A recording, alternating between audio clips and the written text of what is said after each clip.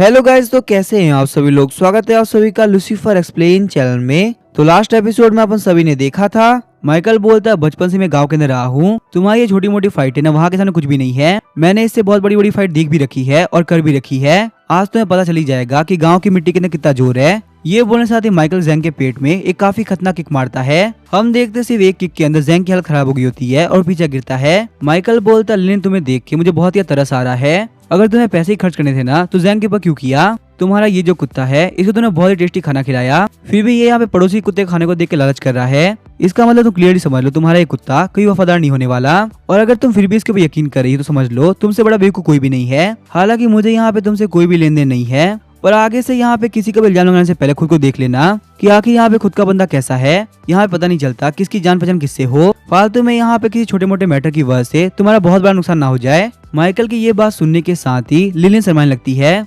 Linen सोचती ये बंदा बहुत ही हैंडसम है और इसकी पर्सनैलिटी भी बहुत ज्यादा कमाल की है। इसको ये बात क्लियरली पता है कि मैं बहुत ही रिच और पावरफुल हूँ, फिर भी काफी कमाल की बात ये है कि मेरे सामने खड़ा होके मुझे धमकी दे रहा है। मुझे ऐसे माइकल जैसे कमांडिंग बंदे बहुत ही पसंद है। वही हम देखते हैं जैंग सोच रहा होता है मेरा पेट बहुत ही दुख रहा है। इस माइकल को देख के बिल्कुल नहीं लगता कि मुझसे स्ट्रॉन्ग हो सकता है, पर सिर्फ यहाँ पे इसकी एक किक के अंदर मेरे वापस खड़ा हो पाना बिल्कुल इम्पॉसिबल है। पर चाहे कुछ भी क्यों ना हो जाए मुझे यहाँ फाइट तो करनी होगी। मेरे फाइट ना करने की वजह से लिलिन की बेइज्जती होगी और कहीं वो मुझसे डिसअपॉइंट हो गई ना तो आखिर मेरा क्या होगा। शर्माते हुए जीनू बोलती है माइकल तुम्हारा थैंक यू, तुम मेरी हेल्प करने के लिए यहाँ पे आए और पहले वाले चीजों के लिए प्लीज मुझे माफ कर देना। मैं तुम्हें प्रॉमिस करती हूँ मेरी तरफ से ऐसा कभी नहीं होगा। माइकल बोलता है जीनू तुम क्या बात कर रही हो, मैं तुम्हारी हेल्प नहीं कर रहा था, बस मेरे सामने यहाँ पे कोई भी अनफेयर चीज हो रही हो तो मुझे पसंद नहीं। तुम्हारी जगह कोई और भी होता तो मैं ये सेम काम करता। इसी वजह से ये बिल्कुल मत सोचना कि मैंने तुम्हारे लिए कुछ भी किया है। माइकल की ये बात सुनने के साथ ही जीनू और भी शर्माने लगती है। माइकल तुम्हें यहाँ पे देख के कोई बता सकता है कि तुम मेरी हेल्प करने के लिए आए थे। यहाँ तक कि तुमने इन सारे लोगों को धमकी भी दी ताकि मुझे परेशान ना करे, बस तुम यहाँ पे मेरे सामने काफी शर्मा रहे हो,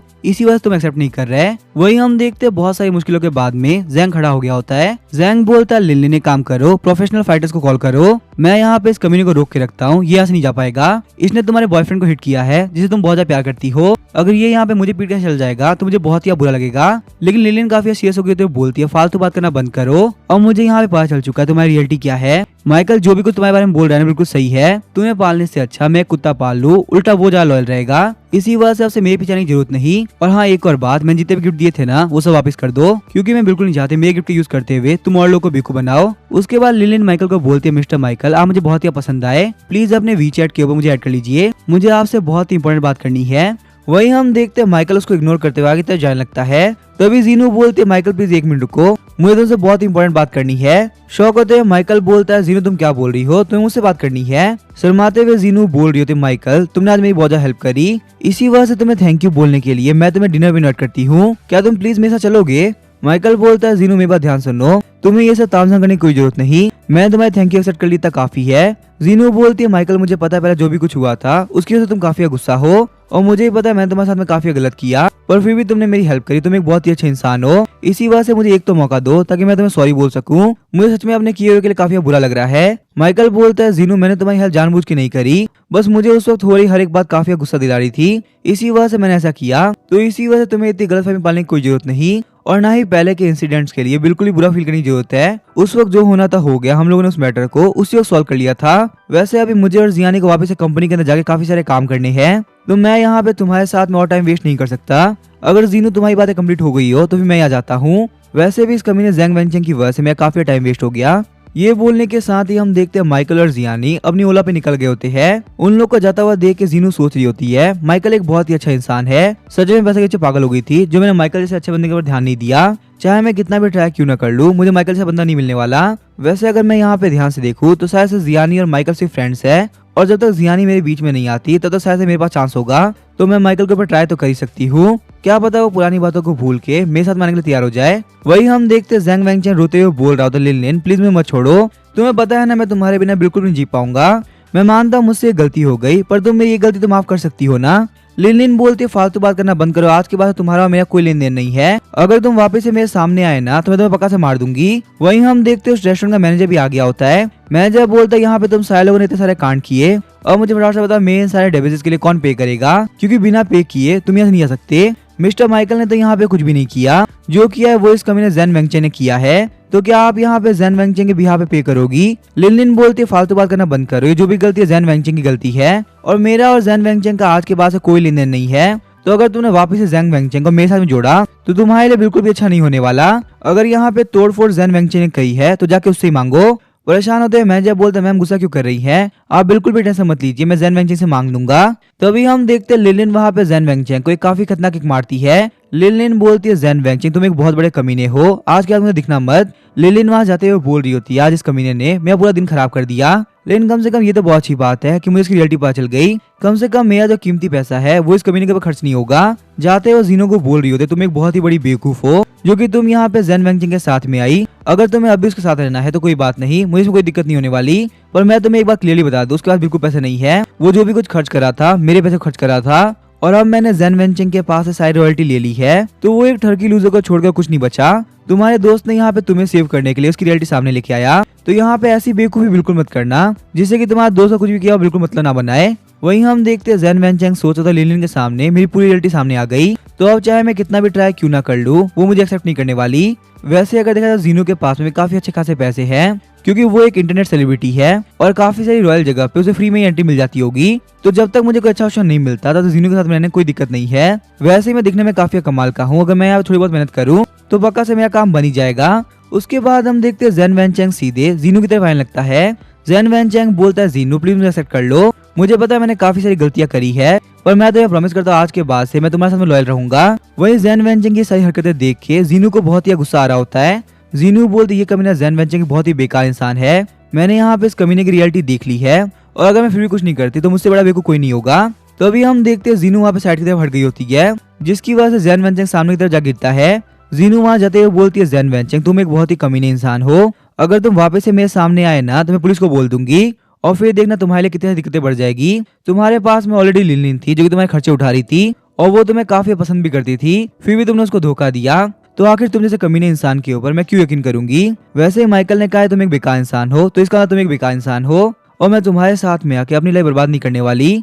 वही हम देखते हैं जैन वेंगचेन बोल रहा था जीनो मुझे छोड़ के मत जाओ, मैंने तुमसे कहा ना मैं प्रॉमिस करता हूँ मैं खुद को चेंज करूंगा, पास्ट मैंने जो भी गलतियां करी है ना वो बिल्कुल नहीं करने वाला, अभी अभी मैंने अपनी गलतियों सीख लिया है, प्लीज तुम रुको सही। उसके बाद हम देखते हैं सीन शिफ्ट होता है, हम लोग को पुशीकैट टीवी कंपनी का सीन दिखाया जाता है। जियानी बोलती है माइकल मुझे एक बात अभी कुछ टाइम पहले जब हम रेस्टोरेंट में गए थे तो वहाँ पे जीनो को लेके एक बहुत ही बड़ा मैटर हो गया था, तुम्हें पता था कि जैन वेंगचेन एक बहुत ही बेकार इंसान है और खासकर हमारा उस मैटर से कुछ लेन देना भी नहीं है, फिर भी तुम वहाँ पे बीच में गए और जीनो की हेल्प करी और उसके बाद फिर तुमने जीनो को बोल भी दिया कि तुमने उसकी हेल्प नहीं करी। माइकल खासकर अगर तुमने कोई अच्छा काम किया है तो उसको क्रेडिट देने में क्या दिक्कत है। माइकल बोलता है जियानी मैं सही कहूँ ना तो मैं जैन वेंगचेन को देख के बोल सकता हूँ कि वो एक बहुत बड़ा कमीना इंसान है और पास्ट के अंदर जब तुम naughtychina.com के अंदर थी तब उसने तुम्हें काफी परेशान किया होगा। आज सुबह ही मैंने देखा था कि वो तुम्हारे पीछे पीछे कंपनी तक आया था और अब जबकि मुझे पता चल चुका है कि उस बंदे की रियलिटी क्या है तो मैं खुद को बिल्कुल नहीं रोक पाया, मुझे तुम्हारे उस खतरे को दूर करना था क्योंकि जो बंदा naughtychina.com से लेके अभी तक तुम्हारे पीछे पड़ा हुआ है उस बंदे का कोई भरोसा नहीं, वो कुछ भी कर सकता है और अब जबकि उस कमीने के पास में बिल्कुल पावर नहीं बची तो वो तुम्हारे साथ में कुछ नहीं कर पाएगा और ना ही उसकी इतनी हिम्मत होगी कि वो अभी तुम्हारे सामने आए। जियानी बोलती है माइकल तुम्हारा थैंक यू, तुम एक बहुत ही अच्छे इंसान हो और एक बहुत अच्छे बॉस भी, और जिस स्पीड से तुम मेरी हेल्प कर रहे हो ना मैं अपनी लाइफ भी लगा दूं तो भी मैं तुम्हारे फेवर्स को रीपे नहीं कर पाऊंगी, लेकिन चलो होप करते हैं शायद से मुझे फ्यूचर के अंदर कोई ना कोई मौका मिलेगा जब मैं तुम्हें रीपे कर पाऊंगी। वैसे ये रही हमारे नए बजट की फाइल जिसको मैंने रेडी कर दिया है, तुम एक बार इसको चेक कर लो, उसके बाद हम डिसाइड करेंगे क्या हम लोग क्या करना है। उसके बाद हम देखते हैं माइकल उन पेपर को चेक करने लगता है। जियानी बोलते हैं हमारे सारे के सारे स्ट्रीमर्स का अकाउंट काफी ग्रो कर रहा है, यहाँ तक कि हमारी इस महीने की स्ट्रीम्स naughtychina.com भी पार कर चुकी है और मैंने सुना है शायद से naughtychina.com ने एक बहुत बड़ी कंपनी से पंगा लिया है। उस कंपनी का नाम है ashliltv.com। उस कंपनी से पंगा लेना उतनी बड़ी दिक्कत नहीं है जितने की उस कंपनी के ओनर से पंगा लेना है। माइकल बोलता है ashliltv.com, क्या तुम टोनी स्टार्क की कंपनी की बात कर रही हो? वैसे उन लोगों ने टोनी स्टार्क से पंगा लिया है तो उन लोगों का बर्बाद होना तो बनता ही है। तो ये पता है ब्रदर टोनी ने ये काम ना मेरे लिए किया होगा क्योंकि मेरे कॉलेज के दिनों में वो मेरे सीनियर रह चुके हैं, उनकी ये आदत अभी भी नहीं गई, वो अपने फ्रेंड्स के बिना बोले ही हेल्प कर देते हैं। अगर मेरी उनसे कभी मुलाकात होगी तो मैं उनको इस चीज के लिए थैंक यू जरूर बोलूंगा, पर अभी तो मुझे उनके लेवल में पहुंचने में बहुत ज्यादा टाइम है। मैं कहाँ इस सैंग सिटी को कवर करने की सोच रहा हूँ, वहीं वो पूरा वर्ल्ड कवर कर चुके हैं। जियानी बोलती है माइकल वैसे मैंने सोचा है क्यों ना हम लोग शॉर्ट ड्रामा के अंदर एंट्री ले। ये एक बहुत ही फास्ट ग्रोइंग फील्ड है जिसके अंदर एंटर करने के बाद में हम लोग काफी फायदा होगा। वहीं हमारे शॉर्ट ड्रामा चलने के चांसेस भी काफी ज्यादा होंगे क्योंकि हमारे स्ट्रीमर्स ऑलरेडी एक पॉपुलर फेस है। हालांकि शॉर्ट ड्रामास के अंदर मार्जिन काफी कम होता है, पर बात की जाए पॉपुलरिटी की तो बहुत ज्यादा है। ये इनकम हम लोग को हेल्प करेगी फ्यूचर में चल के एक बहुत बड़ा प्रोडक्शन ओपन करने में, और फिर शायद से हम लोग इस इंडस्ट्री के अंदर बहुत कुछ कर पाएंगे। माइकल बोलता है जियानी अगर तुम्हें लगता है काम करेगा तो चलो फिर हम लोग शॉर्ट ड्रामा इंडस्ट्री के अंदर एंट्री मार ही लेते हैं। वैसे भी इन सारे मैटर के अंदर तुम्हें काफी कुछ पता है तो शायद से तुम सब कुछ इजीली मैनेज कर पाओगी। एक काम करते हैं हम लोग अपने शॉर्ट ड्रामा के सीजन 1 के अंदर पूरे 10 एपिसोड लेके आते हैं, और फंडिंग की तुम बिल्कुल भी टेंशन मत लो, तुम्हें जितने पैसे चाहिए होंगे मुझसे ले लेना। तुम्हें ये बात तो पता ही है ना, मुझे इस तरह के रिस्की काम करने में काफी मजा आता है। वही हम देखते जियानी सोच रही होती माइकल क्या बात कर रहा है, एक साथ में 10 एपिसोड लेके आना ये बहुत ही भारी पड़ेगा। हमारी कंपनी को ओपन हुए ज्यादा टाइम नहीं हुआ, अगर मैं इतना बड़ा रिस्क लेती हूँ तो बिल्कुल भी ठीक नहीं होगा। अभी हमारी कंपनी स्ट्रीमिंग के अंदर काफी अच्छा कर रही है, एक साथ में इतना बड़ा रिस्क लेना बिल्कुल भी ठीक नहीं रहेगा। जियानी बोलती है माइकल हमारे कंपनी के अकाउंट के अंदर इतने पैसे नहीं है, अगर हम लोग सब कुछ शॉर्ट ड्रामा के ऊपर इन्वेस्ट कर देंगे तो हमारी स्ट्रीमिंग इंडस्ट्री के लिए फंड काफी कम पड़ जाएंगे, और हम लोग एक काम बंद करके एक काम चालू नहीं कर सकते ना। माइकल बोलता है नहीं नहीं जियानी तुम मुझे गलत समझ रही हो, मैं तुम्हें ये थोड़ी ना बोल रहा हूँ कि तुम हमारे कंपनी का फंड्स का यूज करो, अगर वो फंड स्ट्रीमिंग के अंदर लग रहे हैं तो कोई बात नहीं। वैसे भी एक नए बिजनेस के लिए फंड निकालना काफी गलत रह जाएगा। मैं तुम्हें ये बोल रहा था शॉर्ट ड्रामा के अंदर जितना भी इन्वेस्ट होगा वो सब मैं करूंगा, ताकि अगर कोई दिक्कत भी आए तो कंपनी बिल्कुल सेफ रहे। जियानी बोलते माइकल तुम क्या बात कर रहे हो, खुद के पैसे को यूज करना, क्या तुम्हें नहीं लगता ये तो उससे भी रिस्की हो जाएगा। अगर ये शॉर्ट ड्रामा वैसे वर्क नहीं किया जैसे कि हम सोच रहे हैं तो तुम्हारी नेटवर्थ के ऊपर काफी सारी दिक्कतें आएंगी। माइकल बोलता है जियानी तुम जितना सोच रही हो ना, मेरी वेल्थ उतनी भी कम नहीं है, इतने छोटे से अमाउंट से मुझे कोई फर्क नहीं पड़ने वाला। वैसे भी आखिर पैसे से क्या ही फर्क पड़ता है, वो तो आते जाते रहता है, और अगर हम लोग रिस्क लेकर नई चीजें ट्राई नहीं करेंगे तो आगे कैसे बढ़ेंगे। मैंने तुम्हारे अकाउंट के अंदर फंड ट्रांसफर कर दिए हैं, तुम इसको जैसे चाहे वैसे यूज कर सकती हो। सिस्टम बता रहा था होस्ट आपने अपनी कंपनी को सपोर्ट करने के लिए एक बहुत बड़ा अमाउंट एक नई चीज पे इन्वेस्ट किया है, और सिस्टम आपकी इस हरकत की वजह से काफी खुश हुआ।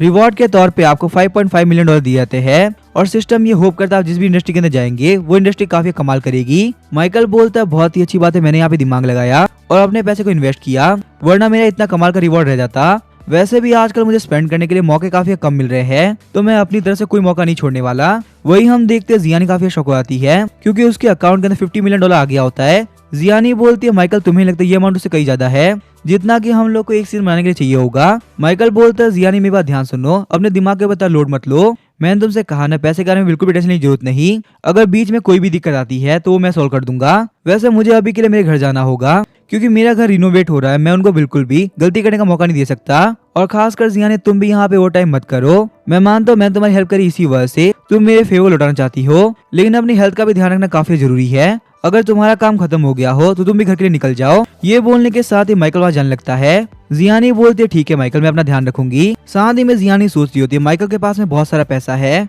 उसके बावजूद भी माइकल ने मुझसे कभी भी एरोगेंस में बिहेव नहीं किया। सच में माइकल एक बहुत ही अच्छा इंसान है। मुझे माइकल के शॉर्ट ड्रामा कंपनी के ऊपर काफी मेहनत करनी होगी, चाहे कुछ भी क्यों ना हो जाए मैं माइकल को डिसअपॉइंट नहीं कर सकती। थोड़ी देर बाद हम देखते हैं माइकल अपने घर के पास में आ गया होता है, पर तभी उसको वहाँ पिंक फैमिली के विला के अंदर से चिल्लाने की आवाज आ रही होती है। माइकल बोलता है 1 मिनट को आखिर पिंक फैमिली के अंदर हो क्या रहा है, मैंने आज से पहले इतनी रात को किसी को चिल्लाते हुए नहीं देखा, आज पहली बार मैंने ये शोर सुना है। जब माइकल वहाँ पे पिंक फैमिली के विला के बाहर जाता है तो वो देखता है कि लियो यंग मास्टर पिंक के पास आ रखी है। लियो बोलते है यंग मास्टर पिंक आखिर आप इतने हार्टलेस कैसे हो सकते हो, हम लोगों ने साथ में इतना टाइम स्पेंड किया है फिर भी आप मुझे छोड़ रहे हो। आपने मुझसे कहा चाहे कुछ भी क्यों ना हो जाए आप मेरे साथ रहोगे और आप कैसे भी करके पिंक फैमिली को मनाओगे ताकि वो हमारी मैरिज के लिए मान सके। क्या वो सारी बातें झूठ थी, क्या आपने मुझसे कभी प्यार किया ही नहीं। मुझे पता है उस दिन आपने जो भी कुछ बोला ना वो सब गुस्से में बोला था, और जबकि आप यहाँ पे शांत हो चुके हो तो ध्यान सोचो हमारे बारे में। क्या यंग मास्टर पिंक आपको नहीं लगता आप मेरे साथ में काफी गलत कर रहे हो। यंग मास्टर पिंक बोलते लियो फालतू बात करना बंद करो, तुम्हें पता है कि आखिर तुम मेरे आसपास क्यों घूम रही थी, आखिर तुम मुझे बार बार क्यों बोल रही थी कि हम दोनों शादी कर ले, क्योंकि तुम्हें पता है कि मैं यंग मास्टर पिंक हूँ, मेरे पास में बहुत सारे पैसे हैं और मुझसे शादी करने के बाद में तुम्हारे पास में पैसे की कोई कमी नहीं होगी। तुम्हारी रियलिटी को जानने के बाद ही मैं तुम्हारे साथ में इसी वजह था क्योंकि तुम्हारे पास में बहुत ही कमाल की ब्यूटी है, पर उस दिन तुमने जो किया वो काफी गलत था। सिर्फ और सिर्फ तुम्हारी वजह से मेरे ग्रैंडपा ने मुझे बहुत ही डांटा, और सही सही कहो ना तुम मेरे लिए उतनी वैल्यूबल नहीं हो जितनी की वैल्यूबल मेरे लिए पिंक फैमिली है। तुम्हारी जैसी ब्यूटीफुल लड़कियां मुझे और भी मिल जाएगी, पर अगर पिंक फैमिली ने मुझे वेल से बाहर कर दिया तो आखिर मैं क्या करूंगा, और मुझे पता है ऐसा करने के बाद में तुम ही मुझे छोड़ के चली जाओगी। इसी वजह से लियो से निकल जाओ वरना तुम्हारे लिए बिल्कुल अच्छा नहीं होगा। अगर हमारे पिंक फैमिली के नेबर्स ने देख लिया ना कि यहाँ पे तमाशा हो रहा है तो इससे भी हमारी पिंक फैमिली काफी बेइज्जती होगी। लियो बोलती है पर यंग मास्टर पिंक मेरी बात तो सुनो, तुम मेरे साथ में ऐसा नहीं कर सकते। तो अभी हम देखते हैं यंग मास्टर पिंग लियू को काफी खतरनाक थप्पड़ मारते हैं। फालतू बात करना बंद करो, अगर तुम अभी कभी नहीं निकली ना तो मैं फिर सिक्योरिटी को बुला लूंगा और फिर वो सिक्योरिटी तुम्हारी बहुत ही बेइज्जती करके तुम्हें बाहर निकालेंगे, जो कि तुम्हें बिल्कुल भी अच्छा नहीं लगने वाला। और अगर तुम फ्यूचर के अंदर ये हरकतें करने वाली हो ना तो मैं सिक्योरिटी को बोल दूंगा कि वो जैसे तुम्हें देखे तुम्हें बिल्कुल भी एंट्री ना करने दे। उसके बाद हम देखते हैं रोते हुए लियू बोल रही होती यंग मास्टर पिंग, आप मेरे साथ ऐसा क्यों कर रहे हो? वहाँ पे जो भी कुछ हुआ था उसमें मेरी कोई गलती नहीं थी, फिर भी आपने मेरे साथ में इतना बुरा किया। तो अभी हम देखते हैं माइकल वहाँ पे लियू के सामने आ गया होता है और उसको अपना रुमाल ऑफर करता है। माइकल को अपने सामने देख के लियू भी काफी शॉक हो गई होती है। इस एंडिंग सीन के साथ में ये चैप्टर यहीं पे खत्म होता है। अब इसके आगे क्या होगा वो हम देखेंगे नेक्स्ट एपिसोड के अंदर। वीडियो पसंद है चैनल को सब्सक्राइब करके वीडियो को लाइक कर देना। Thank you.